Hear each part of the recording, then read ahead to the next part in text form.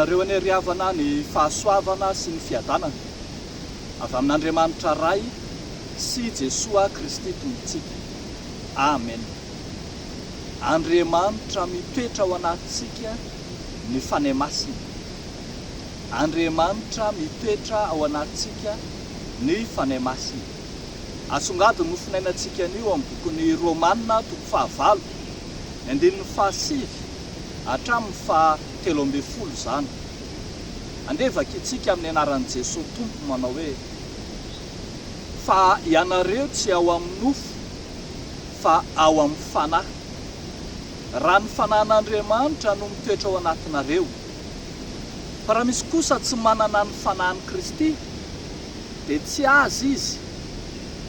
Fa raha Kristy no mitoetra ao anatinareo, na dia maty ihany aza ny tena noho ny ota, dia fiainana kosa ny fanahy noho ny fahamarinana. Ary raha ny fanahin'izay nanangana an'i Jesosy tamin'ny maty no mitoetra ao anatinareo, dia izay manangana an'i Kristy Jesosy tamin'ny maty no hamelona ny tenanareo mety maty amin'ny fanahiny izay mitoetra ao anatinareo. Ary amin'izany ry rahalahy dia mpitrosa isika, tsy amin'ny nofo anefa ka ho velona araka ny nofo, fa raha velona araka ny nofo ianareo dia tsy maintsy maty. Fa raha ny fanahy no amononareo ny asan'ny tena dia ho velona ianareo. Ray masina, manamasinanay amin'ny fahamarinana, ny teninao no fahamarinana. Amen. Andriamanitra mitoetra ao anatintsika ny fanahy masina. Mahalana dia mahalana ny apôstôly Paoly ry havako malala miresaka manokana ny momba ny fanahy masina. Tsy dia ahitantsika betsaka ny fitantarana momba ny fanahy masina ataon'ny apôstôly. Anankiray amin'izay anazavany ny maha-izy azy ny fanahy masina, ny maha-Andriamanitra ny fanahy masina. Eto amin'ity toko 9 ity, ny 1 hatramin'ny 17 manokana eto toko ity, dia iresahan'ny apôstôly Paoly fotsiny ny maha-izy azy ny fanahy masina. Ambarany amin'izany fa Andriamanitra ny fanahy masina. Andriamanitra ny fanahy masina. Lay manana toetra n'Andriamanitra. Fanahy ao amin'ny ray, ny fanahiny Jesosy tena maneho ny fahafenona feno an'Andriamanitra trinitaire. Lay Andriamanitra amin'ny fahafenona zany no misongadina eto amin'izao soratra masina izao. Efa nambarany boky tany amin'ny Joela fa amin'izany androany dia ho Andriamanitra ny isam-pianakaviana amin'ny taranak'Israely aho hilatsaka amin'ny nofo rehetra ny fanahy masina. Tanteraka tao amin'ny bokin'ny asan'ny apôstôly toko 2 zany, ary dia iny ro niseho ny fihiziny maha-izy azy ny fanahy masina amin'ny maha-Andriamanitra azy. Eto amin'ity nofinainantsika an'ity ary dia azavain'ny apôstôly Paoly fa Andriamanitra izy ary mitoetra ao anatinareo. Ny 7 hatramin'ny 11 fotsiny ohatra dia inefatra miverina ny teny hoe mitoetra ao anatinareo. Anambarana zany fa tena fonena ny fanahy masina mihitsy ny mpino. Ao amin'izay misy ny finoana no misy itoeran'ny fanahy masina.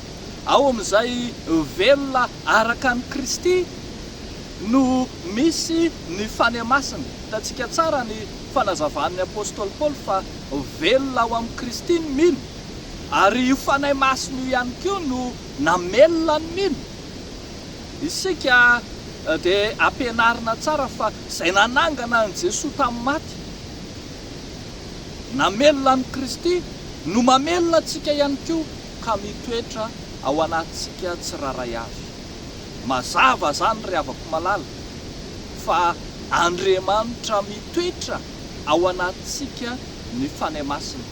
Tamin'ny fotoana rehetra izay nanokanana antsika, tamin'ny fotoana rehetra izay nametrahan-tanana tamintsika, dia nandraisantsika ny fanomezam-pahasoavana dia ny fanahy masina izany. Nandray ny fanahy masina teo amin'ny batisa isika, nandray ny fanahy masina tamin'ny nanokanana antsika ho mpandray ny fanasan'ny Tompo, mandray fanahy masina amin'ny fotoana rehetra andraisana fametrahan-tanana, na fanokanana dekona, na fanokanana mpiandry, na fanokanana mpitandrina, isaky ny mandray asa sy fampaherezana dia mandray ny fanahy masina. Ary koa aza tena fanao ny fiangonana, tena fanaontsika ny mangataka tsotro zao fotsiny ny fanahy masina. Rehefa hamaky soratra masina ohatra dia mangataka ny fanahy masina tsika hialoha lalana ary hitoetra ty anatintsika amin'ny fotoana ny fizahan-toetra, amin'ny fotoana izay andalovantsika fahoriana, dia mangataka ny fanahy masina tsika hampionina sy hampahery-tsika amin'ny fotoan-tsarotra izay tsy ahafahantsika mamaly na tsy ahafahantsika miteny, dia mangataka ny fanahy masina isika ka ho marina amintsika ilay tenin'i Jesoa hoe amin'izany androany dia tsy anareo no hiteny fa ny fanahy masina ao anatinareo no hiteny ao anatinareo. Ry havako malala ao amin'ny Tompo, mazava fa fitoeran'ny fanahy masina ny mpino zanak'Andriamanitra. Andriamanitra mitoetra ao anatintsika ny fanahy masina, koa dia aoka tsy hanao izay hampalahelo ny fanahy masina isika amin'ny fandavantsika ny baikona, amin'ny fandavantsika ny maha-Andriamanitra azy, amin'ny izay fanaovantsika tsinotsinona azy ka hiheverantsika fa tsy ao anatintsika izy, amin'ny toetrantsika, amin'ny fitenitsika, amin'ny ataontsika. Aoka anakaja ao anatintsika ny fanahy masina satria Andriamanitra izy ary tsy aiza-tsakory fa ao anatintsika. Manaraka antsika lalandava amin'ny androntsika rehetra, amin'ny lalantsika rehetra ry havako malala ny fanahy masina. Velona araka ny fanahy isika ka mitoetra ao anatintsika lalandava ny fanahin'Andriamanitra. Dia n'Andriamanitra irerian'ny voninahitra. Amen. Hivavaka isika. Tompo Andriamanitra rainay masina tsara indrindra, misaotra sy mideranao zahay noho ny nanorahanao ny fanahy masina ampianatra, ampahery, taridalana anay amin'ny fotoana rehetra izay ahatsiarovanay fa irery dia eo ianao fanahy masina ilay tsy mandao na mahafoy anay mihitsy. Misaotra Tompo, miaraka aminay mandrakariva. Ankehitriny izahay dia mametraka eo ambany fahasoavanao ny fiainanay, ny fiainam-panomponay, ary mitondram-bavaka manokana amin'ity andro anio ity. Ireo rehetra mety olona amin'ny ady amin'ny fakapanahy samihafa, eo anatrehany asan'ny maizina, eo anatrehany asan'ny Satana, izay mitady andavo, izay mitady hamatotra, izay mitady hanakorotana, dia ny fanahinao masina mba azy ireny mandrakariva, mba hahatonga azy ho mpandresy miaraka aminao. Dia ataonay sy angatahanay amin'ny anaran'i Jesosy Kristy zokinay izany vavaka izany. Misaotra Tompo. Amen.